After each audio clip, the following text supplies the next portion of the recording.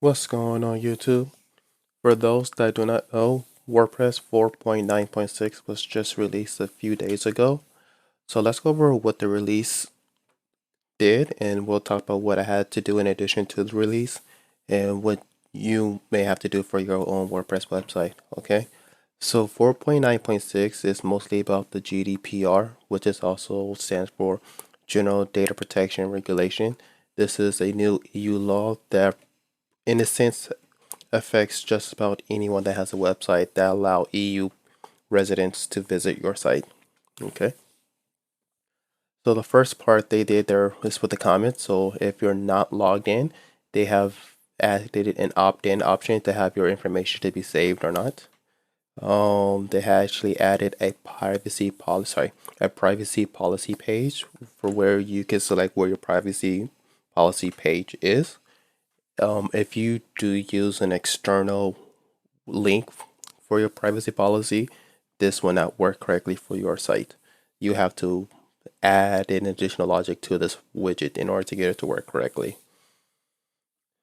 The data handling is where they allow you to do the export or the erasing of user data. This tool, what it does returns when it comes to exporting the user data. It only exports any comments, media, and media uploads that the user has submitted. This is assuming that you're using a standard WordPress setup.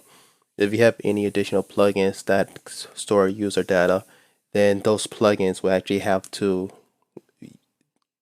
add in that they're just hooks for those plugins to say what data that they collected from the user.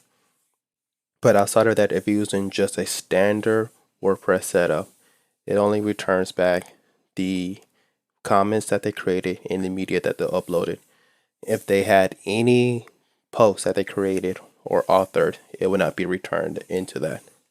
When it comes to erasing the user data, it only deletes just the comments. All right, so that's kind of the privacy policy part in a nutshell. The part below this is about the maintenance, which we will not get into. We can leave that alone. So let's go in addition to what I had to do for my website, okay? So starting with the comments.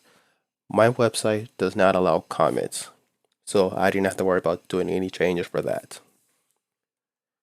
For the privacy policy page, I do need to make some modification to how this page works. Granted, I am not trying to modify the WordPress core files, but I'm going to work on being able to add a widget onto the page so that I can add in a URL for my privacy policy. So I'm going to see if I have the, let me bring up my website really quick so you can kind of see what it looks like. So if you go to the, damn it, where is it at? Under tools, under settings is privacy here. So you can see it's just a plain old page. What I was looking at privacy.php, there is no custom actions or hooks you could use to attach onto there. However, they do have an admin footer and an admin header, so we could use some kind of hackish solution to add other widgets onto this page, which is what I have to do. Oh, and also when it's set the privacy policy, hold on, do I have the code up still? Nope, I don't have the code up still. Damn it. Probably should have the page up. Okay, let me pull up what the option looks like. So this is a privacy policy URL. If I were to go under, I think it's you that had stuff in there.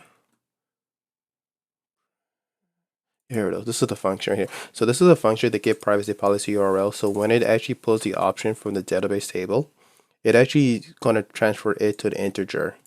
And if that int doesn't match the privacy policy page ID, and as you can see, if the page doesn't exist, it will just keep it as an empty URL. So what I'm going to work on in the future is actually being able to do both page ID or also static URL. So this is step one of the change, but I will, once I get the changes finalized, I'll upload a new video about this later. So that's like in the future. Okay. So that's the privacy policy that I'm going to work on in the future. So what's the next step? It's data handling. Okay. So If you go under Tools, Export Personal Data, let me clear this up real quick.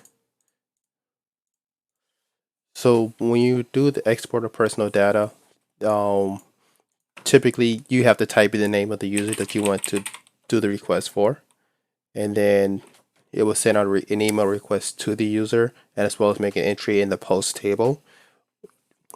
And then from there, you'll be able to do further actions once that decides to update. So let me actually disable this plugin really quick so that you can see what I want to talk about next about this.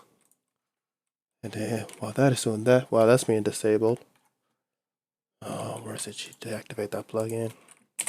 Let me log in over here. All right. So if I go to the profile, there is no. So as a subscriber, you have no way of saying, "Hey, I want to see what data you have collected on me." Uh, this is so in order for me to add that functionality. Oh, so first of all, let me just first start off saying typically my site does not allow subscribers either. So no one is allowed to create an account. But this is just a test, just in case in the future I do allow subscribers to sign up.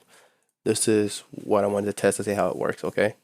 So what I did was in this tool, I actually added in this on the profile page, add in extra buttons to allow the user to request their data or to delete their data, okay? So let's see, I have the request. So let's take a look at the personal data. This is from what I did earlier. This is, and then almost finished downloading. Let's take a look at it. So you can see it only shows the media uploaded. This account, I didn't do any test comments on there because it'll be too much work to set that up, but it's not that important. At least for not my website, because I don't, like I said, I don't allow comments on my website. If you do allow comments on your website, the comments will be included in the page that I just had up just a moment ago. And then when you do erase personal data, the erase personal data only deletes the comments. So for example, as you saw on the page I had up, there was media that was uploaded. So if I do force delete personal data, and then I go back to here and I say remove request this again, and download the personal data again, and the media does not get deleted at all. Only the comments gets deleted. Normally, the reason why, because normally subscribers is not allowed to create posts and stuff like that.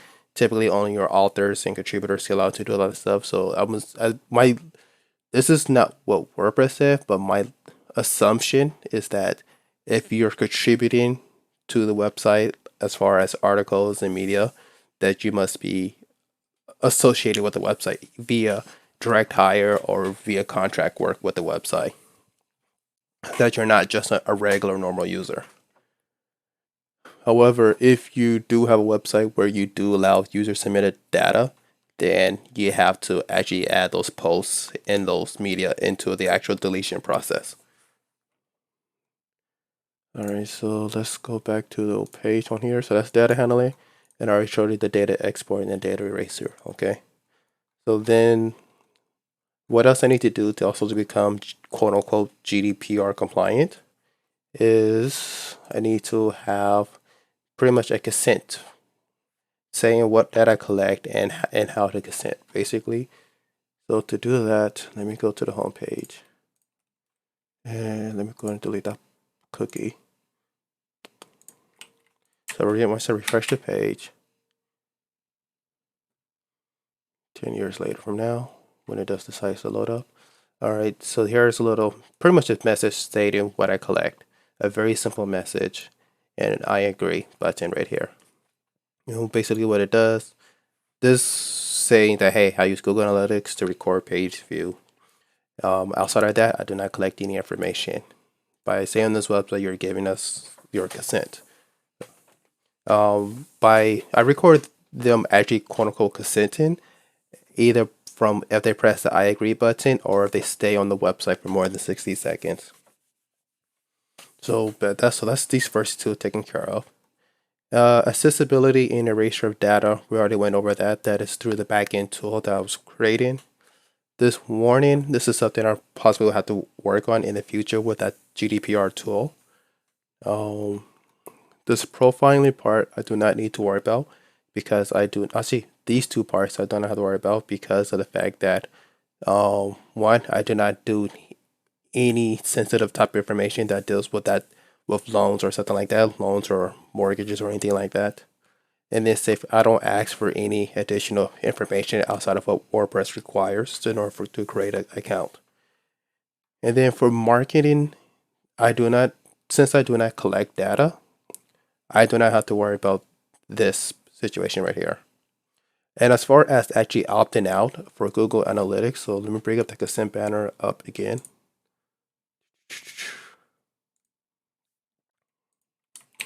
Google themselves actually has an ability to allow you to opt out of Google Analytics recording.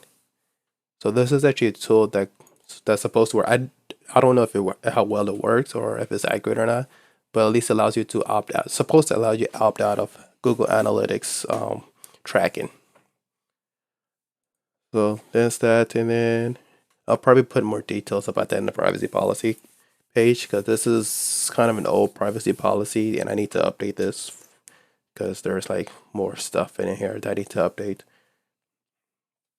Okay, so that's what I did to make my site quote unquote GDPR compliant. Let me know that I'm gonna let you know right now this is not legal advice. I'm definitely not a lawyer. And I have already uploaded the changes onto GitHub so you can see all the different changes in here. And then you could take a look at it and see what changes you want to apply over to your own website. But this is just, trying to get things together. It's just, this GDPR stuff is kind of serious business, and well, everyone wants to make sure that no one else gets. I don't know. People just, sometimes people just like to help other people out. All right, guys, that is it in a nutshell. If you have any comments, questions, or concerns, leave in the comments. I will try my best to answer them to the best of my ability. Other than that, please have a good day and peace till next time.